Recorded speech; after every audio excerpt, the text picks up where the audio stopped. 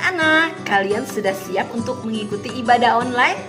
Yuk sama-sama kita berdoa. Tuhan Yesus, sebentar lagi kami akan memuji membesarkan nama-Mu serta mendengarkan firman-Mu. Pimpin kami Tuhan, sehingga kami bisa mengerti kehendak-Mu. Amin. Nah anak-anak, yuk semuanya kita berdiri. Kita akan memuji dan membesarkan nama Tuhan. Siap-siap ya.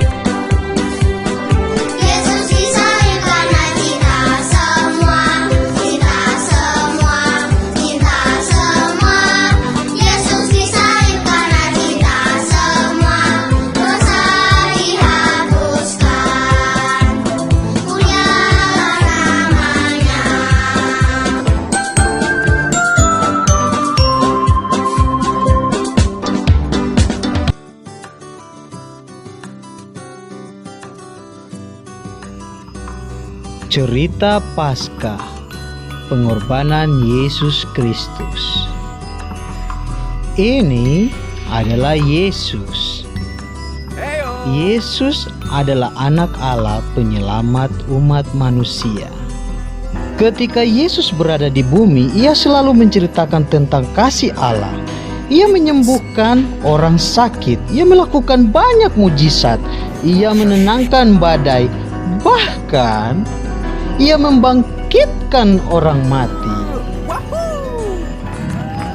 Namun, guru-guru besar Yahudi, imam besar Yahudi, mereka tidak suka dengan apa yang Yesus ajarkan. Mereka tidak mau mengakui bahwa Yesus adalah anak Allah. Mereka bersepakat untuk melenyapkan Yesus. Seketika datanglah Yudas, salah satu dari murid Yesus yang berkhianat. Ia menjual Yesus kepada guru-guru besar Yahudi, imam besar Yahudi sebanyak 30 keping perak. Ia mengetahui di mana Yesus berada. Ia membawa pasukan Romawi untuk menangkap Yesus. Yesus dibawa ke hadapan meja pengadilan imam-imam Yahudi. Yesus diadili. Mereka menanyakan Yesus, "Apakah engkau anak Allah itu?" Lalu Yesus menjawab, mereka tidak senang dengan jawaban Yesus, dan mereka menganggap Yesus bersalah dan pantas untuk mati. Kemudian mereka membawa Yesus ke hadapan Pontius Pilatus. Pontius Pilatus mendengarkan pengaduan imam-imam besar mengenai Yesus. Ia tidak menemukan kesalahan pada Yesus. Ia berniat untuk menghukum Yesus dan melepaskannya kembali. Namun, Sebagian besar orang Yahudi serta imam-imam besar, mereka tidak senang dengan keputusan Pontius Pilatus. Mereka berteriak agar Pontius Pilatus menyalibkan Yesus. Pontius Pilatus pun memutuskan untuk menyalibkan Yesus. Dia menyerahkan Yesus kepada para pasukan Romawi untuk disiksa. Yesus sangat tersiksa. Mereka mencabik jubahnya dan memakotai dia dengan duri. Dia sangat menderita, bahkan tidak mampu untuk berdiri. Dia harus memikul salibnya, menaiki gunung. Bahkan dia sudah tidak sanggup lagi untuk memikul salibnya. Hingga seorang ditunjuk pasukan Romawi untuk memikul salib Yesus. Seketika sesampainya di bukit tempat penyaliban, pasukan Romawi memaku tangan dan kaki Yesus dan menyalibkan Yesus, menggantungkannya di tiang salib. Seorang berteriak kepada Yesus, "Jika engkau anak Allah, turunkanlah dirimu dari salib." Yesus menyadari bahwa dia harus mati untuk menebus dosa manusia. Kemudian kegelapan terjadi di tempat itu selama 3 jam lamanya. Seketika setelah Yesus mati, terjadi sesuatu di bait Allah, di mana tirai tempat kudus Allah terbelah menjadi 2. Setelah melihat semua yang terjadi, kepala pasukan Romawi itu pun menyadari dan mengatakan, "Benar, dialah anak Allah." Kemudian datanglah seorang imam besar, Yusuf namanya. Ia meminta izin untuk menguburkan Yesus. Selama 3 hari tubuh Yesus berada di kuburan. Sepertinya tidak ada harapan. Namun, pada minggu pagi para wanita datang untuk melihat kubur Yesus. Mereka menemukan kubur Yesus kosong.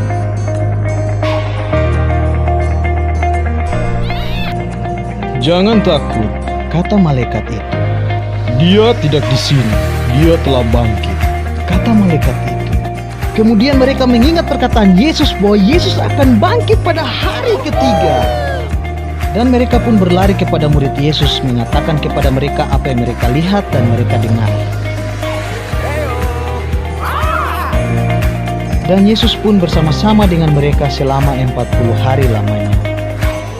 Yesus menunjukkan kepada mereka bahwa ia telah hidup dan bangkit kembali. Yesus menjelaskan arti pengorbanannya. Karena Allah begitu mengasihi dunia ini, ia mengorbankan anaknya yang tunggal, supaya siapa yang percaya kepada anak, dia akan selamat dan beroleh hidup yang kekal bersama-sama dengan Allah di surga.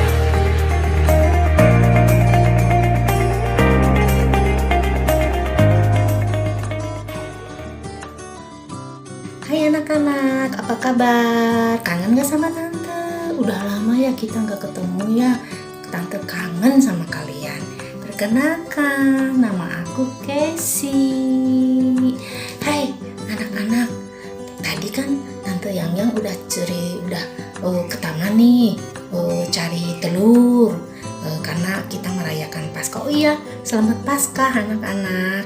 Nah, tadi juga kalian sudah menonton cerita tentang pengorbanan Tuhan Yesus di kayu salib. Nah, anak-anak, kenapa Tuhan Yesus mati di kayu salib? Karena tentu anak-anak udah tahu, karena menebus dosa-dosa kita. Tante pernah dengar katanya Tuhan Yesus itu hanya menebus dosa-dosa orang-orang yang sudah dewasa. Tapi itu tidak benar ya anak-anak. Tuhan Yesus itu mati di kayu salib untuk menebus semua umat manusia yang berdosa di muka bumi ini, termasuk anak-anak juga. Anak-anak katanya belum berdosa. Nah, itu salah. Kita begitu sudah lahir ke dunia ini, kita sudah menanggung dosa ya. Jadi Tuhan Yesus itu berkorban mati di kayu salib menebus dosa kita semua. Anak-anak, jangan sampai Tuhan Yesus sudah mati di kayu salib, sudah berkorban luar biasa untuk kita. Jangan sampai pengorbanan Tuhan Yesus itu sia-sia ya anak-anak ya. Caranya bagaimana supaya pengorbanan Tuhan Yesus tidak sia-sia? Caranya kita hidup seturut firman Tuhan. Kalau anak-anak sebagai anak gitu ya, harus menurut apa kata orang tua, jangan melawan sama orang tua. Kalau kita melawan sama orang tua, tentu kita berdosa. Nah, pengorbanan Tuhan Yesus kayu salib jadi sia-sia kalau kita sebagai anak-anaknya itu tidak hidup sesuai dengan firman Tuhan. Seperti ada dalam Alkitab kan mengatakan, hai anak-anak, hormatilah ibu bapamu. Nah, sebagai anak yang takut akan Tuhan, tentu kalian harus menghormati pertama-tama ibu dan bapak kalian ya. Anak-anak, tentu sih maininnya boneka panggung gitu, tapi bonekanya nggak ada. Jadi mainannya Casey deh. Hai teman-teman, aku Casey. Nah, kita lanjut lagi ya.